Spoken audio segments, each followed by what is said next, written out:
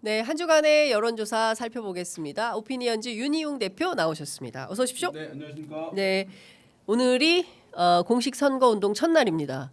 네, 저희가 그래서 이원 생중계를 하고 있는데요. 광화문 청계광장에서는 더불어민주당 후보의 출정식이 오늘 오전 10시부터 시작이 되고 아마 지금 이제 사전 집회가 진행이 좀 되고 있는 것 같은데요. 자, 한 주간의 여론조사 어떻게 종합됐는지 좀 봐야 될 것 같은데 네. 가장 결정적으로 후보가 네. 주말 사이에 국민의힘 후보가 롤러코스터를 오갔어요. 네.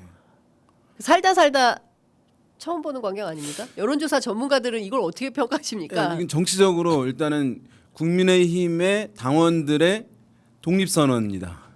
라고 국힘 당원 예, 독립선언이다. 지금까지는 무조건적으로 어떤 당의 주류에 대해서 협력해주는 예. 정해주는 대로 좀 따라주고 협력해주는 것을 사실 윤석열 정부 초반부터 쭉 왔던 거거든요. 그런데 이제 더 이상은 그럴 수 없다라고 하는 독립선언을 확실하게 한 것이라고 할 수가 있을 것 같고요. 예. 또 이제 뭐 하는 과정에서 사실은 야권 성향층들의 역할도 있었던 것 같아요. 뭐냐면 그 막판에 그저께 정도의 낮에 굉장히 근접했다고 얘기하거든요. 합의가. 네. 근데 뭐냐면 여론조사 단일화를 하는 데 있어서 한덕수 후보 측에서는 기존에 하던 대로 국민의힘 당원과 무당측만 하자. 근데 김문수 후보 측에서 역선택 방지 조항이라고 하거든요. 네. 맨 처음에 정당 지지 문항을 묻고 이제 야당 지지자들 빼는 거죠. 네. 근데 오히려 김문수 후보 측에서 그거 역선택 방지 조항 넣지 말고 전체를 다 하자라고 하는 것이 합의가 안 된 거예요. 요거만 아니었으면 합의가 됐을 네, 거라고 예, 하더라고요. 예. 근데 이제 그 현상에는 민주당 지지층이나 진보 성향층에서 김문수 후보에 대한 동정, 몰표가 여론조사에서 네. 나타났던 거예요. 김문수 사실은 동정론. 예, 그게 이제 국민의힘의 경선 조사라고 해서 이제 하는 것은 아닌데 네. 이제 배치표에 따라 달라지는 거예요. 어떨 때는 만약에 유승민, 안철수 이런 인물이 있었다고 한다면 네.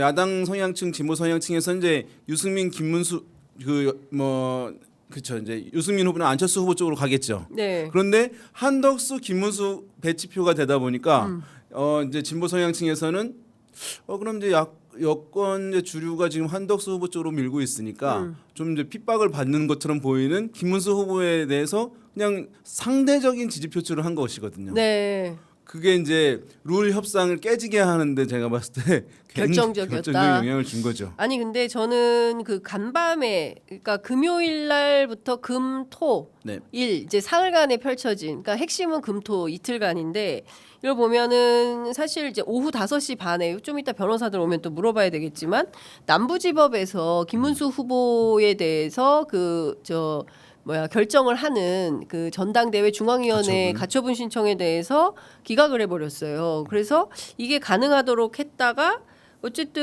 의총 과정에서 이게 후보 교체가 결정이 되고 제가 제일 여쭤보고 싶었던 것은 그 10일 날 오전 10시부터 오후 9시까지 ARS 투표가 펼쳐졌잖아요. 근데 그 과정에서 문항이 이런 거예요. 한덕수 후보로 단일화 찬성하십니까? 찬성 반대 했을 거 아닙니까? 네. 찬성은 괜찮아요. 근데 반대를 물으면 정말 반대하십니까? 이걸 또 한 번 물어봤다는 거예요. 그 여론조사 이 문항 설계 자체를 한덕수여야만 해 이런 거 아닌가요? 그러게 논란이 아주 컸던 것이네요. 그러면 네, 그렇죠. 이게 보면은 여론조사 문항에서 찬성이냐 반대냐 요 두 개만 딱 물어보고 간단하게 찬성이 몇 프로, 반대가 몇 프로 이렇게 물어봐야 되는데 찬성하면 그냥 넘어가고 반대하면 정말 반대하느냐 이걸 다시 물어봤다는 건데 저는 이 자체가 상당히 여론조사 문항 설계에서 있을 수 있는 정말 반대하십니까?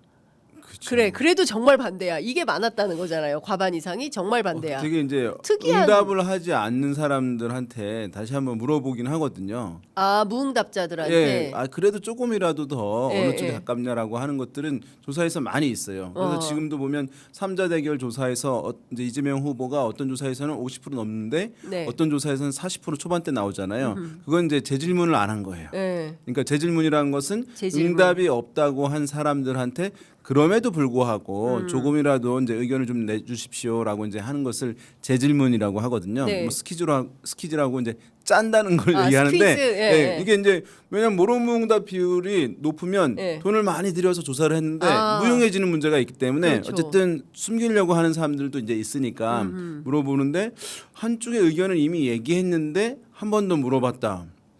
그거는 이제 공적인 성격을 지니는 영역에서는 결과 발표를 할 수가 없는 문제고 사후적으로 그 결과 이제 인정받을 수가 없는 것이니까 예. 아마도 뭐 그럼에도 불구하고 그죠? 예. 반대한다는 게 높았으니까 그렇죠. 그럼에도 예. 불구하고 결과는 뭐 중앙일보 보도입니다. 네. 결과는 과반이 반대. 과반 이상의 반대가 나와서 차이는 부결. 크지 않았다고 합니다. 네. 이제 그렇지만 그렇죠. 어쨌든 그럼에도 불구하고 과반이 반대하니까 했으니까 예. 어쩔 수가 없었던 것 그러니까요. 같습니다. 그러니까 지금 한덕수 후보가 이제 이 프로젝트 기획이 엄청난 기획이었잖아요. 네. 근데 농계가 됐어요, 사실상. 한덕수가 논개가 됐다. 네, 왜냐하면 한덕수 후보한테 이것을 몰아주려고 예. 자 그러면 쭉 해서 다 떨어뜨리고 김문수 후보를 한 다음에 단일화를 한다. 이제 이게 기획이 쭉 있었던 거잖아요. 네. 그럼 그 전에 오세훈, 홍준표, 한동훈 등을 다 아웃을 시킨 그렇죠. 거예요. 그러니까 맞아요. 사실은 한덕수 후보가 뭐 여러 가지 핸디캡들은 있는 인물들이긴 했지만 제가 봤을 때는 김문수 후보보다는 개인적인 경쟁력이 더 있을 수 있는 인물들이었거든요. 경쟁력은 예. 근데 그걸 사전에 다 커트를 제거를. 시켜버린 거예요. 예. 한덕수 후보 쪽으로 가려고 하다가 그러니까 한덕수 후보가 결과적으로 농계가 되어서 다 끌고 네, 예, 정리가 된 그런 상황이죠. 예. 상당히 사실은 뭐 지금까지 국민의힘은 이렇게 이제 주류가 무엇을 하려던 게 네. 손쉽게 성공이 됐던 것을 마지막까지 한 번 더 하려고 했다가 그것은 네. 이제 비극이 펼쳐진 거라고 생각됩니다. 근데 사실 지난주에 여론조사는 뭐 KBS, NBS, SBS 뉴스원, 뭐 리얼미터, 중앙일보 뭐 여러 각종 언론들이 다 MBC를 포함해서 여론조사가 있었는데 그 조사를 보면은 김문수냐 한덕수냐가 거의 대동소이한 거였어요. 네. 근데 이제 이번에는 확실하게 구도는 이재명 대 김문수 대 이준석 이렇게 되는 것 같습니다. 이제 기호로 하면 이재명 1번, 김문수 2번, 그리고 이제 이준석은 4번. 왜냐하면 원내 3당인 조국혁신당이 후보를 내지 않았기 때문에 개혁신당인 이준석 후보가 기호 4번을 얻게 된 것이죠. 그리고 진보당의 김재현 후보는 이제 불출마를 선택했기 때문에 이제 이렇게 된 것인데.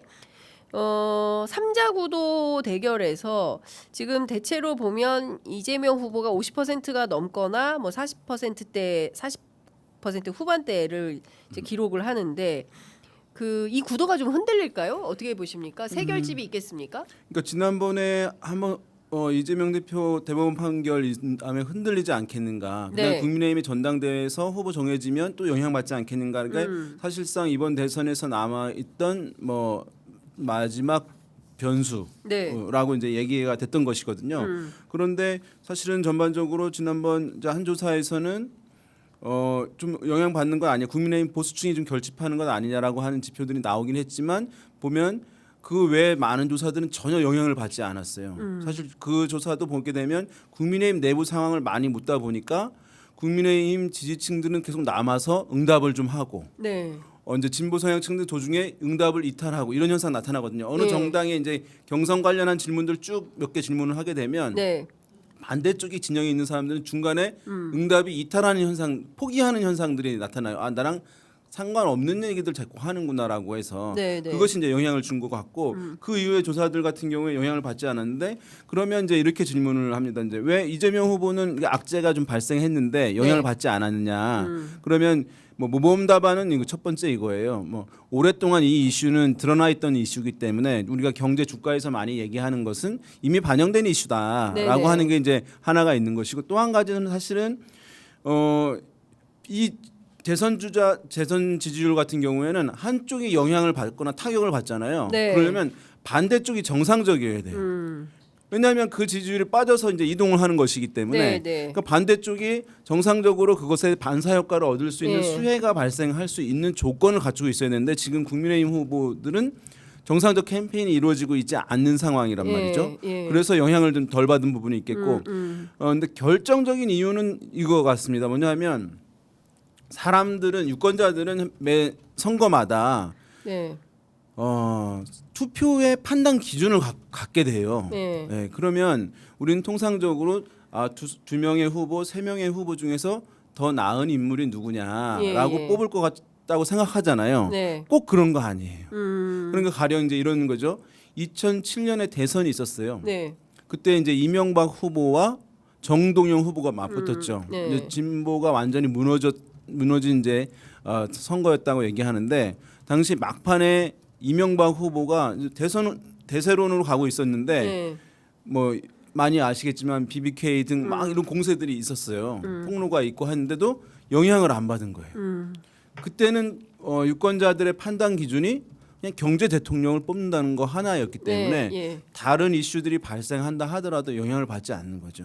지금 같은 경우 이번 대선 같은 경우 계엄으로 인한 탄핵으로 인해서 치러지는 대선이란 말이에요. 네네. 그러면 이제 유권자들에게 폭넓게 생각되는 것은 지금은 대한민국 위기 상황, 경제뿐 아니라 정치도 네. 위기 상황에서 이 위기를 극복해야 되는 상황. 그래서 위기 극복의 적임자를 뽑는 선거이기 네. 때문에 다른 사람들은 판단 기준이 될 수가 없는 부분이기 때문에 그것이 아마 이제 이재명 후보의 대선 주자 지지율 네. 여러 가지 이제 개인의 뭐 보수에서 공세할 수 있는 소재가 발생했음에도 불구하고 예. 영향을 전혀 받지 않은 그런 이제 핵심 요인은 이번 대선의 판단 기준이 어쨌든 대한민국의 위기 상황 이것에 대한 이제 극복 그것은 이제 꽂혀 있기 때문에 뭐 영향을 받지 않았다라고 볼 수 자, 있겠습니다. 지금 보면 이제 김문수, 이준석 이제 두 네. 후보가 사실은 이제 보수 후보지 않습니까? 이제 오늘 아침 라디오에서 이준석 후보는 무슨 빅텐트나 이런 거는 일절 없는 것이고 그리고 이제 본인이 이 어떤 이제 보수에 가장 그 근접하는 후보다라는 네. 것을 굉장히 강조를 많이 하고 있어요. 반면 또 이제 김문수 후보 같은 경우에는 핸디캡이라고 할 수 있는 게 내란 윤석열의 지지를 받는 후보가 됐습니다. 자, 이 구도에서 이준석이 훨씬 더 뜨겠습니까? 아니면은 김문수 후보가 훨씬 더 이게 그 경쟁력이 있겠습니까? 이재명 후보와의 대결 구도에서. 뭐 일단은 김문수 후보가 네.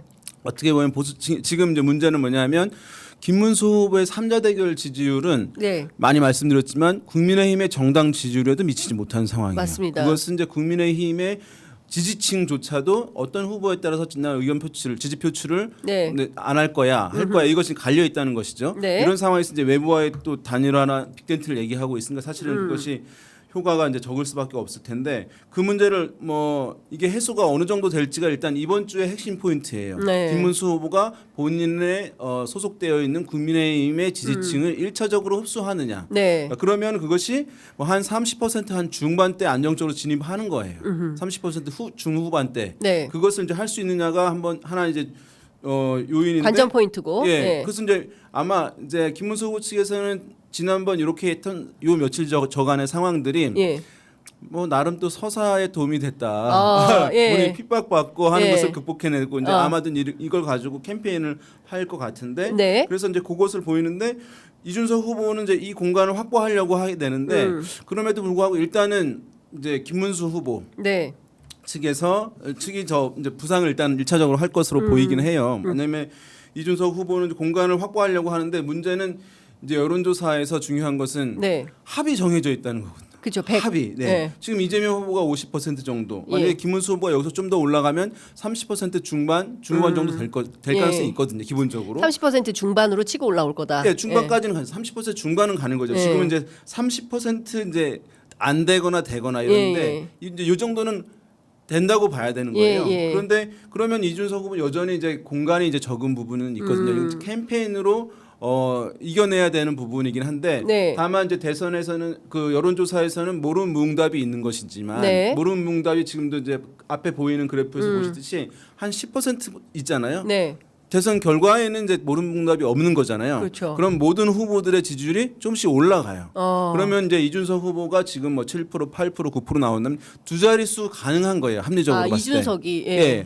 두 자릿수 가능하다. 두 자릿수는 가능한 거예요. 예. 근데 여기서 15% 가느냐. 근데 예. 이 문제는 캠페인 역량에 달려 있는 것인데 예. 이거는 아마도 이제 이재명 후보 측의 캠페인 전략과도 굉장히 이제 맞닿아 있을 것이다. 맞닿아 있어요. 왜냐하면 맞상대를 누구를 해주느냐. 이재명 후보가 네, 만약에 이준석 후보를 그냥 외면해 버릴 수가 있어요. 네. 왜냐하면 이제 아직 김문수 후보 이렇게 이제 그 보면은 일반적으로 승부가 거의 정해져 있는 상황이기 때문에 네. 앞으로의 대선 캠페인에서는 이준석 후보가 어느 정도 선전하느냐 이게 이제 더 중요하게 네. 주목되는 포인트일 가능성이 있어요. 예. TV 토론에서도 사실은 얼마나 이제 이준석 후보가 재기발랄한 모습을 보여주느냐 이 부분일 수 있는데 그러다가 막 지지율이 올라갈 수도 있는데 네. 그것을 이제 이재명 후보 측의 캠프의 판단이 이제 전략적 판단이 어떻게 되는지가 중요할 것 같아요.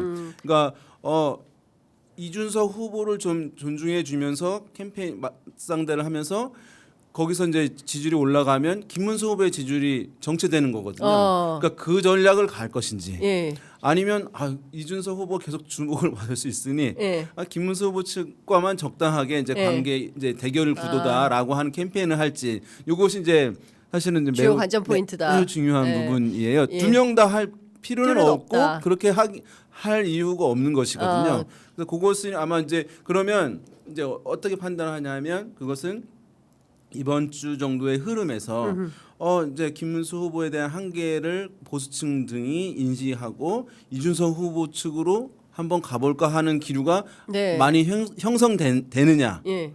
그렇지 않고 김문수 후보가 이렇게 핍박을 받으면서 후보가 됐는데 그래도 미워도 다시 한번 이쪽으로 한번 힘을 합쳐 볼까나 이제라고 하는 흐름이 네. 더 우세할지 네. 이제 요것을 면밀하게 판단한 후에 아마 선택을 할 것으로 보여요. 알겠습니다. 그러니까 지금 뭐 관련해서 내일 아침에 저희가 그 김민석 최고위원 네. 전화 연결해서 캠페인 전략을 좀 상임선대위원장 본부장이죠 위원장 입장을 좀 들어보도록 하고요.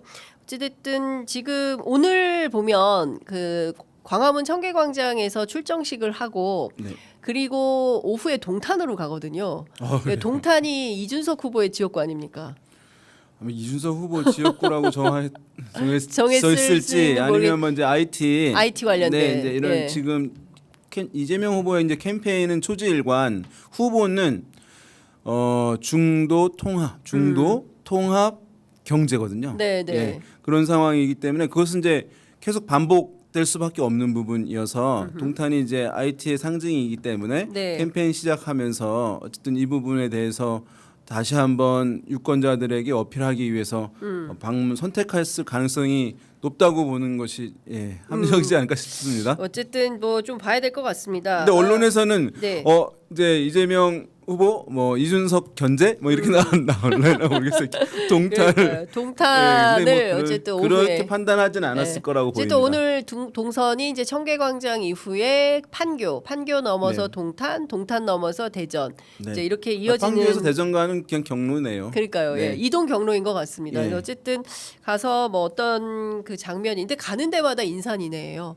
그리고 저는 이제 그 선거 캠페인 할 때 사실은 정당에서 조직도 좀 하거든요. 네. 근데 이번에 보면 뭐 당원이라고 하시는 분보다는 평범한 시민들이 훨씬 더 많이 나오시고 그리고 최근에 이재명 후보 책이 베스트셀러가 됐잖아요. 그래서 그 책에 사인 이거 받으러 나오는 시민들이 굉장히 많으시더라라는 말씀을 좀 드리고 보게 되면 이제 우리가 뭐 이재명 후보의 호감도가 낮다, 네. 비호감도 매우 높다. 이제 이런 얘기 많이 했는데 KBS가 이제 지난 주말에 발표한 조사에서도 보게 되면 네. 이재명 후보의 뭐 호감도가 제일 높아요. 지금 KBS 조사에서 KBS 조사에서 네. 뭐 50% 넘어가고 예. 뭐 이제 김문수 후보는 뭐 30% 정도, 이제 이준석 후보는 20%대. 호감도가. 그러니까 호감도라는 게 뭐냐하면 이제 우리가 제일 중요한 건 인지도. 뭐 알아야 뭘 할 거 아니에요. 그렇죠. 인지도. 네, 인지도 다음에 이제 호감도예요. 호감도. 그러면 좀 관심이 가고 좋은 감정이 있을 수 있는. 그다음에 이제 지지예요. 지지도. 예. 네, 그다음에 이제 투표로 가는 예, 거거든요. 예. 그러니까 굉장히 사실은 호감도라고 하는 거는 자기 지지를 얻을 수 있는 어떤 이제 뭐 그 레인지를 보여주는 주요한 지표인 것인데 그 부분이 이재명 후보 이제 호감도가 다른 두 명의 후보보다 월등히 이제 높은 상황이니까 네. 사실은 많은 경우 뭐 이제 그게 언론에서 계속 얘기를 해가지고 네. 이재명 후보는 호감도가 이제 낮아서 예. 그러니까 뭐 지금 전 그렇게 알려지는 경우도 많이 있잖아요. 실제 지표는 그렇지 않아요. 맞습니다. 그러니까 제가 이렇게 다녀보면 현장을 이제 쭉 취재 다녀보면은 이제 그 몇 명의 그 풀 취재단 기자들 뭐 수고는 하는데 이제 그 메시지는 담는데 저는 끊임없이 굉장히 오래된 겁니다. 이게 그러니까 이재명이라는 사람에 대한 어떤 악마화 이거를 이끌고 갔던 보수 언론 보수지들이 끊임없이 뭐 막 의구심을 제기했던 한 사람에 대해서 끊임없이 이제 그렇게 하는 게 이 가랑비에 속옷 젖는다고 이제 그런 인식이 있었는데 저는 이제 그런 것들을 다 걷어내는 선거 캠페인이 되지 않을까라는 생각이 좀 들고 제가 봤을 때 여기서 이제 이 대선 캠페인이 승부가 사실은 이제 어떤 변수들이 지금 이후에 있기는 힘든 상황이에요. 네. 예.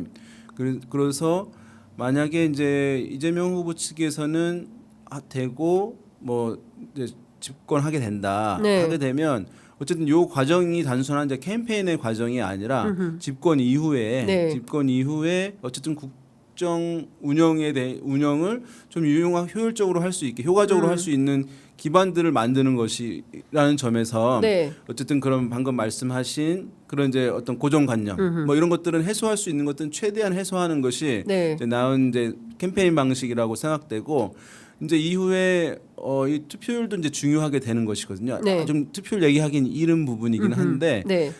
투표율이 이게 아슬아슬하면 결과가 불확실할 때 투표율이 높은 거예요. 아. 근데 이제 그 영화 안 봐도 결론을 알고 있으면 이제 네. 영화 잘 안 보는 것과 마찬가지 예. 현상이 있을 수 있기 때문에. 네, 네. 근데 이제 투표율이 왜 중요하냐 하면 이제 미국의 뭐 대통령학 전문가들이 얘기합니다. 제일 중요한 건 대통령한테 의회 내 여당 의석수가 제일 중요해요. 네. 의회 내 여당 의석수. 그게 워낙 안 되게 되면 윤석열 대통령처럼 되는 거예요. 아무것도 못 하는 것이니까. 네. 그러니까 그다음에 대통령 지지율이 중요하고 세 번째 중요한 건 뭐냐면 당선 때 득표율 중요시하거든요. 네, 미국 네. 같은 경우에. 그럼 당선 때 득표율이 낮게 되면 계속 이제 시달리는 거예요. 공격에. 당신이 실제로는 투표를 고려해서 국민 유권자는 네. 몇 퍼센트만 당신을 지지했어라고. 그러니까 우리나라에도 잘 보면은 어떤 집권제 중반 정도 가잖아요. 네. 반대쪽에서 얘기합니다. 투표율이 만약에 50%였어요. 투표율이. 근데 지지율이 50%를 얻었어요. 전 국민의 25%만 지지했어요. 75%는 지지하지 않았습니다라고 공격을 한다고요. 아, 그러니까 이제 투표율이 한 70% 되고 예. 만약에 50% 했다고 35%만 예. 지지하고 나머지 65%는 지지하지 않았다라고 반대쪽 야당 주장을 할 수가 있구나. 공세를 한다는 거죠. 그러니까 사실은 당선될 때 투표율을 높이고 득표율을 높이는 것은 네. 사실은 상당히 이제 중요한 중요하다. 일이기 때문에 그러니까 아마도 그 더불어민주당은 관리를 어떻게 할 것이냐도 또 중요한 네. 캠페인 요인일 것 같습니다. 그러니까 투표 참여 캠페인을 적극적으로 하느냐 이제 아마도 그거 신경 예. 쓰지 않을까 생각됩니다. 우리 윤희용 대표님께서 늘 하시는 말씀이 투표 꼭 할 거예요라고 말은 하지만 정작 투표장에 나오는 사람들은 그렇게 많지 않다. 물어보면 이거 예. 투표할 거라는 것은 거의 이제 100% 육박하고요. 예, 95% 맞아요. 육박하고요. 거기서 거짓말 너무 많으니까 예. 반드시 투표하겠다를 또 추리거든요. 예. 근데 그것도 보면은 뭐 80% 후반대 나와요. 예. 그러니까 거기서 한 10에서 15% 빼야 됩니다. 빼야 된다. 예. 근데 어쨌든 저도 현장에 가보면 많은 시민들께 이번에 투표하시겠습니까? 네, 꼭 합니다. 투표 안 한다고 하는 사람 한 번도 딱 한 명 봤어요. 포천에 계신 어느 시민인데 그동안 투표했는데 투표해도 별로 자기 생활이 안 바뀐다는 거예요. 그러니까 사는 삶이 너무 고단하다는 거예요. 월급은 안 오르고 물가는 너무 높아졌는데 정치에서 투표해봤지만 내 삶은 바뀌지 않았다. 그래서 자기 투표 안 한다고 그런 얘기를 하신 분이 있었어. 딱 한 분 계셨고 대체로 다 투표는 적극적으로 참여하겠다라는 입장을 밝히고 독도는 계십니다. 우리 땅이죠. 그런 것 같은 거기 때문에. 그렇죠. 독도는 그래서, 우리 땅이죠. 그래서 네. 투표를 높이기 위해서 이제 여러 캠페인들이 이제 있을 수 있어요.